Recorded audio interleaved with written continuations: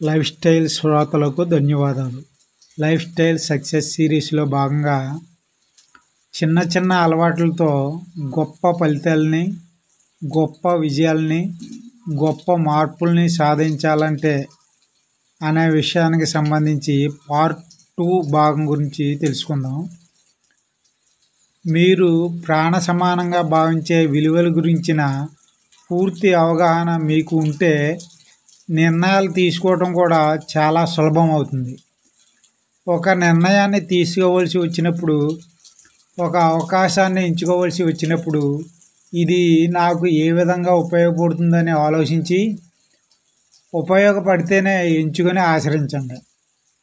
మీరు అధిరోహించవలసిన ఉన్నత శిఖరాలు ఏమిటన్నది మీకు ఖచ్చితంగా తెలిసి ఉండాలి. మీ లక్ష్యాలు, స్వప్నాలు, గమ్యాలు ఏమిటో మీరు స్పష్టంగా తెలుసుకుని ఉండాలి. వీటిని సాధించే శక్తి ఉన్నప్పటికీ విఫలం కావడానికి మీ లక్ష్యాల పట్ల మీకు స్పష్టత లేకపోవటమే కారణం. మీరేం కావాలని కోరుకుంటున్నారో దాన్ని సాధిస్తారు. అసలు మీకేం కావాలో తెలియకపోతే దేనైనా సాధించటం వీలు కాదు.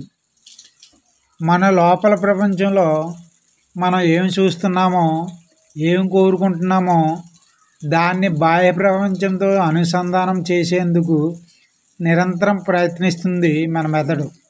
కాబట్టి మీరు దేన్ని చూడాలనుకుంటున్నారో దాన్ని చూడాలంటూ మీ మెదడును ఆదేశిస్తే మీరు కోరుకున్నదే మీకు కనిపిస్తుంది, లభిస్తుంది.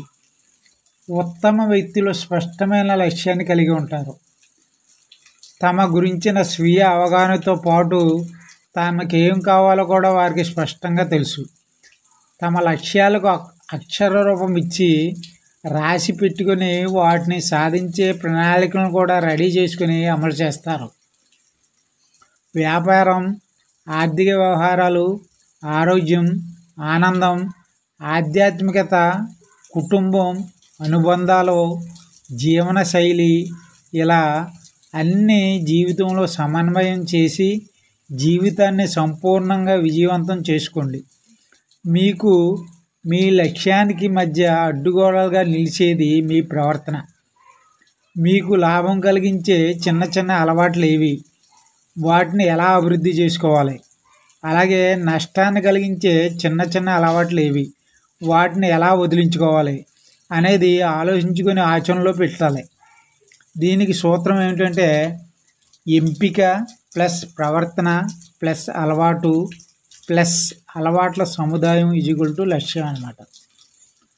నిర్ణయం తీసుకొని కార్యాచరణలో పెట్టి పునరావృతం అంటే మళ్ళా చేస్తూ కాలం గడపడం అన్నమాట.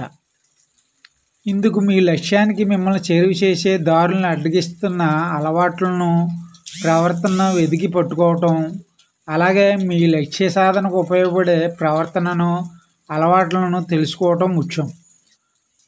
దురలవాట్లను వదిలించుకుంటూ వాటి స్థానంలో మంచి అలవాట్లతో భర్తీ చేయండి. సర్వసాధారణంగా ఉండటం చాలా సులభం. అసాధారణంగా ఉండటమే మీకు జన సమూహంలో ప్రత్యేక వ్యక్తులుగా గుర్తింపు తెచ్చిపెడుతుంది. మన ముందున్న సవాలు ఎంత పెద్దదైతే మన దినచర్య అంత కటువుగా ఉండాలి. లాభదాయకమైన, సమర్థవంతమైన దినచర్యలను ఏర్పరచుకోవటానికి ఎలాంటి అలవాట్లు, ప్రవర్తన ఆచరణలో పెట్టుకోవాలో ముందుగా నిర్ణయించుకోండి. అలాగే మీరు నేర్చుకోవలసిన లేదా వదిలించుకోవాల్సిన అలవాట్లు, ప్రవర్తనలు కూడా సమీక్షించుకోండి. మీ ప్రయత్నాల్లో అత్యుత్తమాలుగా ఉండాలంటే మీ దినచర్యలు కూడా అత్యుత్తమంగా ఉండాలి.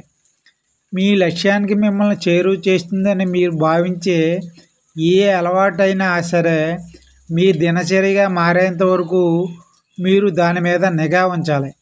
విజయాన్ని సాధించే దినచర్యగా ఇలా సుదీర్ఘకాలం పాటు ఖచ్చితంగా సానుకూలంగా దాన్ని మీరు కొనసాగించగలిగి ఉండాలి. మీ ఎంపికలు, అలవాట్లు ఎంత చిన్నవైనా ఈ చిన్న చిన్న అలవాట్లు సముదాయము అంటే కాంపౌండ్ ఎఫెక్ట్ మీ జీవితంలో పెను మార్పులను తీసుకొస్తుంది. వీటన్నిటికీ మీరు ఆరోగ్యంగా ఉండటం చాలా ముఖ్యం. మీ మెదడు శరీరం ఆరోగ్యం చురుగ్గా పనిచేయటానికి వ్యాయామం మంచి ఆహారం చాలా ముఖ్యం. మీ పనితీరును మెరుగుపరుచుకునేందుకు పెట్టిన పెట్టుబడి మంచి ఫలితాన్ని అందిస్తుంది. ఈ ప్రపంచంలో ఎన్నో సవాళ్ళు ఎదురవుతాయి. ఇలా సవాళ్ళు ఎదురైన తర్వాత నువ్వేం చేస్తావు అన్నదే అన్నింటికంటే ముఖ్యం. అనుకున్న గమ్యాన్ని చేరిన తర్వాత అక్కడతో ఆగకుండా మరింత ముందుకు వెళ్ళండి. అంచనాల కన్నా అత్యుత్తమంగా పనిచేయండి. అందరూ ఊహించిన దానికన్నా ఒక మెట్టు పైన ఉండండి. మీ ప్రయత్నాలకు అదనపు సమయాన్ని శక్తిని ఆలోచన జతపరచండి.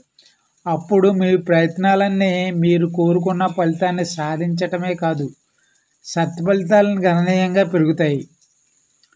అసాధారణ ఫలితాల కోసం కాసంత అదనపు శ్రమ చాలు. మీ జీవితంలోని అన్ని సమయాల్లోనూ అదనపు వృద్ధిని సాధించేందుకు అవకాశాల గురించి నిరంతరం అన్వేషించండి. వాటిని మీ జీవితంలో అమలు చేయండి.